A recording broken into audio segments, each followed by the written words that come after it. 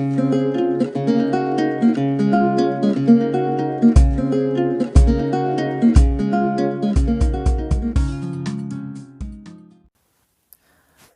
दोस्तों, आज का पहला क्वेश्चन है, बिहार में वह स्थान जहां केंद्रीय मंत्रिमंडल द्वारा अखिल भारतीय आयुर्विज्ञान संस्थान यानी एम्स की स्थापना की गई है। तो कहाँ की गई है? ऑप्शन ए दरभंगा में। ठीक है। एम्स का फुल फॉर्म क्या होता है? अखिल भारतीय आयुर्विज्ञान संस्थान यानी all India institute of medical science.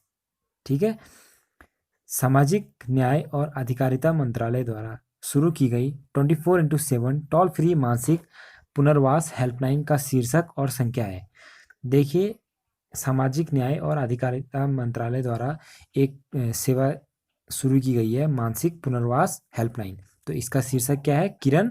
और जो इसका नंबर है वो है 1800599019 यानी ऑप्शन बी। पुस्तक संवाद उपनिषद और अक्षर यात्रा के लेखक हैं। ठीक है। इन दोनों पुस्तकों के लेखक कौन है? ये हैं राजस्थान पत्रिका के अध्यक्ष गुलाब कोठारी जी। ठीक है, ऑप्शन सी। देखिए, हमारे देश के प्रधानमंत्री श्री नरेंद्र मोदी जी ने इन दोनों पुस्तकों का विमोचन किया है। किस राज्य सरकार ने कोविड-19 से निपटने हेतु मेरा परिवार मेरी जिम्मेदारी अभियान की शुरुआत की है?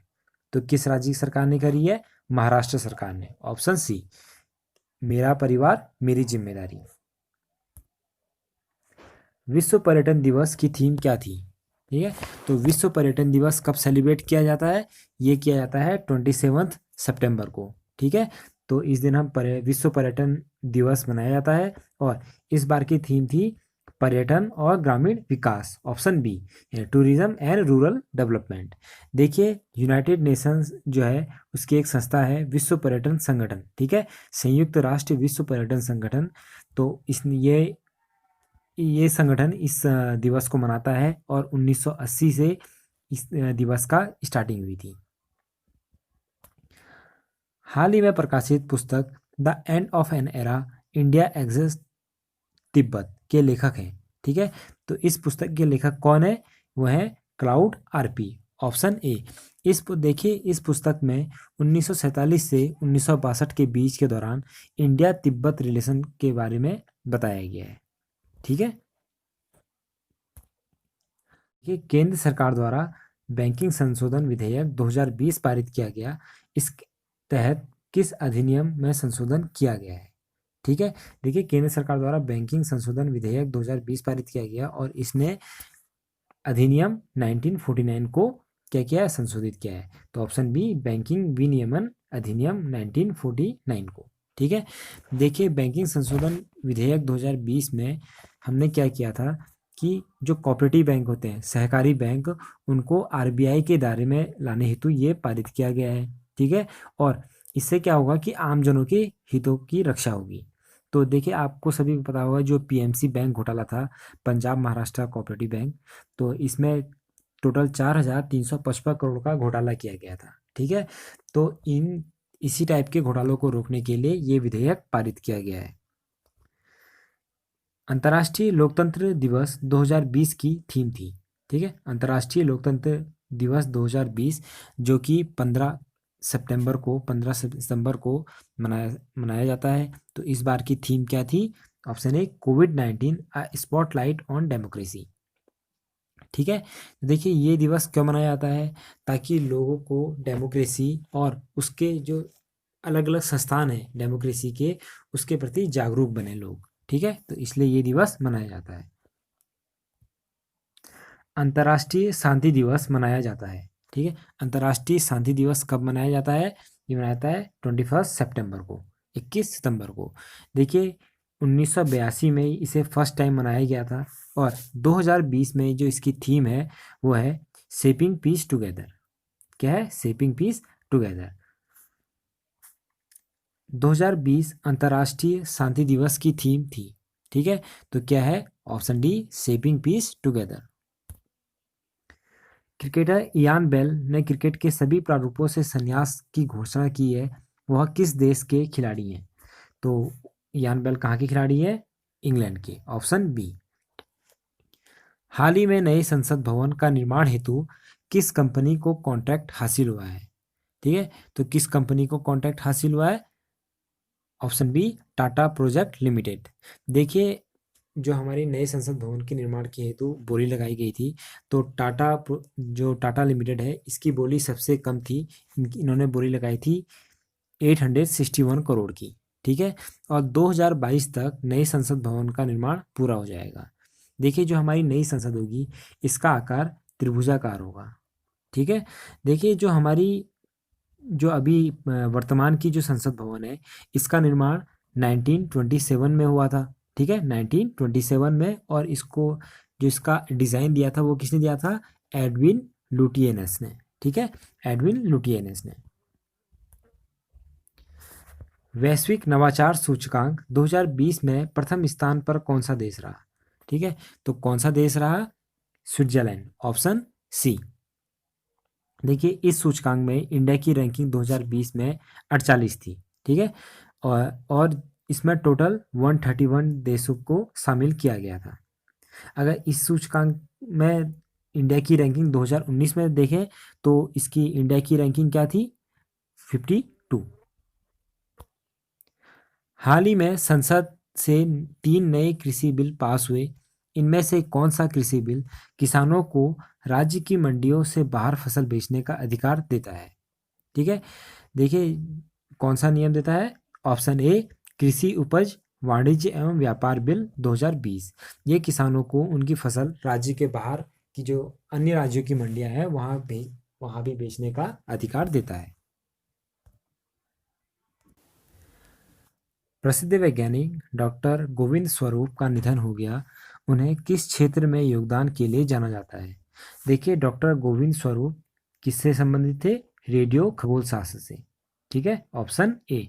देखिए, डॉक्टर गोविंद स्वरूप हैं, इन्हें भारत का फादर ऑफ रेडियो एस्ट्रोनॉमी भी कहा जाता है। ठीक है, तो रेडियो खगोल शास्त्र के पिता भी कहा जाता है इंडिया के। देखिए, जो रेडियो एस्ट्रोनॉमी है, इस क्षेत्र के अंतर्गत अंतरिक्ष में उपस्थित जो पिंड होते हैं, तो उनका अध्ययन रेडियो तरंगों द्वारा किया जाता है। ठीक है, 5 सितंबर शिक्षक दिवस पर राष्ट्रपति रामनाथ कोविंद ने कितने शिक्षकों को राष्ट्रीय शिक्षक पुरस्कार से सम्मानित किया? तो कितने शिक्षकों को किया? 47 ऑप्शन सी। हाल ही में इंदिरा नेवी समुद्री अभ्यास के 11वें संस्करण का आयोजन किया गया। यह अभ्यास भारत और किस देश के बीच किया गया है? ठीक है, तो किस इंडिया और रशिया के बीच में, ऑप्शन ए। ठीक है, देखिए, इंदिरा से अगर आपको ट्रिक बताऊं, तो देखिए, इंदिरा है तो IND से होगा इंडिया, और RA का मतलब रशिया, तो दोनों का नाम ज्वाइन करके इंदिरा। ठीक है, देखिए, ये इस अभ्यास का 11वां संस्करण है, और ये मलक्का स्टेट में हुआ था। मिनिस्ट्री ऑफ कॉमर्स और इंडस्ट्री द्वारा ईज ऑफ डूइंग बिजनेस मामले में राज्यों की रैंकिंग जारी की गई। इसमें कौन सा राज्य पहले स्थान पर है? ठीक है, तो कौन सा राज्य है? Andhra Pradesh, option C. और दूसरे स्थान पर कौन सा रहा? उत्तर प्रदेश। देखिए, ईज ऑफ डूइंग बिजनेस सूचकांक ये बताता है कि किसी भी राज्य में व्यापार को फैलाने और रोजगार प्रदान करने में वो राज्य कितनी अनुकूल परिस्थितियां प्रदान करता है। ठीक है, इनमें से NSD national school of drama का प्रमुख नियुक्त किया गया है। ठीक है, तो किसे किया गया है? ऑप्शन सी, परेश रावल को। देखिए, national school of drama Delhi में स्थित है। इसकी स्थापना 1959 में की गई थी। ठीक है, और 2017 से इसके प्रमुख का पद था वो खाली था। तो 2020 में किसे बनाया गया है? परेश रावल को। हाल ही में DRDO ने पृथ्वी-2 मिसाइल का सफलतापूर्वक रात्रिकालीन परीक्षण किया। यह मिसाइल है। ठीक है, तो पृथ्वी-2 क्या है? सतह से सतह पर मार करने वाली मिसाइल, ऑप्शन सी। ठीक है, देखिए, जो पृथ्वी-2 मिसाइल है, ये इसकी जो रेंज है वह है 350 किलोमीटर। ठीक है, और इसका जो सफल परीक्षण किया गया वो उड़ीसा के चांदीपुर परीक्षण रेंज में किया गया। प्रधानमंत्री की अध्यक्षता वाली मंत्रिमंडलीय समिति में वित्त वर्ष 2020-21 के दौरान 6 रबी की फसलों के न्यूनतम समर्थन मूल्य मिनिमम सपोर्ट प्राइस में वृद्धि की गई। इसके तहत गेहूं का एमएसपी कितना तय किया गया? ठीक है, तो गेहूं का जो एमएसपी है वो कितना तय किया गया है? 1975 रुपया प्रति कुंटल। तो ऑप्शन बी। देखिए, जो एमएसपी होता है ये सरकार द्वारा दी जाने वाली जो रकम है ये किसानों को दी जाती है कि किसान जो अपनी फसल है ये अगर गवर्नमेंट को बेचेगा तो गवर्नमेंट इतना मिनिमम मूल्य तो उसको देगी ही देगी। ठीक है, तो कितना गेहूं का कितना निर्धारण किया गया एमएसपी? 1975 रुपया प्रति कुंटल। देखिए, जो रबी फसलें होती है इन्हें अक्टूबर और नवंबर मंथ में उगाया जाता है, तो इन फसलों को कम तापमान की जरूरत होती है। ठीक है, और जो इनकी कटाई होती है, हार्वेस्टिंग, ये होती है फरवरी और मार्च मंथ में। ठीक है, तो जो रबी फसलें हैं इनका अगर मैं उदाहरण दूं तो वह है जौ, चना, मसूर, सरसों, मटर। ठीक है, ये सारी फसलें रबी फसलों के अंतर्गत आती है। इनमें से किसने रूसी ग्रांड प्रिक्स 2020 का खिताब जीता है? ठीक है, तो इनमें से किसने जीता है? वॉल्टेरी बोटास ने, ऑप्शन ए। देखिए, वॉल्टेरी बोटास मर्सिडीज कंपनी के ड्राइवर हैं और मूल रूप से ये फिनलैंड से बिलोंग करते हैं। इनमें से कौन से टायर कंपनी सिएट के नए ब्रांड एम्बेसडर बने हैं? ठीक है, इनमें से कौन सिएट टायर कंपनी के ब्रांड एम्बेसडर बने हैं? Option B, Aamir Khan. ठीक है, तो आमिर खान 2 साल के लिए इस कंपनी के ब्रांड एम्बेसडर होंगे। राफेल लड़ाकू विमान उड़ाने वाली भारत की पहली महिला फाइटर पायलट बनी है, तो कौन बनी है? Option A, Shivangi Singh. ठीक है, तो ये पहली महिला पायलट हैं जो कि राफेल लड़ाकू विमानों को उड़ाएगी। अगर हम बात करें वायु सेना के अध्यक्ष की तो वो हैं राकेश सिंह भदौरिया। ठीक है, air chief marshal Rakesh Singh Bhadauria. हाल ही में जसवंत सिंह का निधन हो गया, वह थे। ठीक है, तो जसवंत सिंह कौन थे? ये एक राजनेता हैं जो कि अटल बिहारी वाजपेयी जी की सरकार में विदेश मंत्री, रक्षा मंत्री और वित्त मंत्री तीनों पदों पर रह चुके हैं, और राजनेता बनने से पहले ये भारतीय सेना में ऑफिसर थे। आईटीबीपी के महानिदेशक एसएस देसवाल को एनएसजी यानी राष्ट्रीय सुरक्षा गार्ड का अतिरिक्त भार दिया गया है। एनएसजी की स्थापना हुई थी।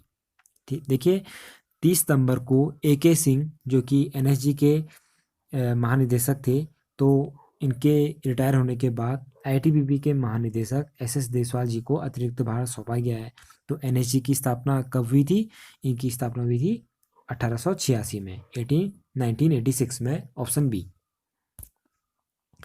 देखिए, 2020 में टाइम मैगजीन ने 100 मोस्ट इन्फ्लुएंशियल पीपल की लिस्ट जारी करी है, तो इन 100 लोगों में से 5 भारतीय भी हैं। ठीक है, तो इसमें लीडर कैटेगरी में PM Narendra Modi ji, artist category में आयुष्मान खुराना, आइकन कैटेगरी में शाहीन बाग की जो प्रोटेस्ट थी महिला बिल्किस वो हैं, पायनियर कैटेगरी में प्रोफेसर रविंद्र गुप्ता और टाइटन कैटेगरी में सुंदर पिचाई शामिल है। ठीक है, तो 100 में से 5 भारतीय हैं। ठीक है, 100 most influential people 2020। So friends, I hope you like the video. Comment section में मुझे ज़रूर बताएं कि आपको ये वीडियो कैसा लगा, and press the like button also. अगर आप इस चैनल पर नए हैं so please don't forget to subscribe my channel and press the bell icon, ताकि आपको हमारे चैनल के अपडेट्स मिलते रहें, और इस चैनल को शेयर करना ना भूलें। सो फ्रेंड्स, मिलते हैं नेक्स्ट वीडियो में, तब तक के लिए बाय बाय, टेक केयर।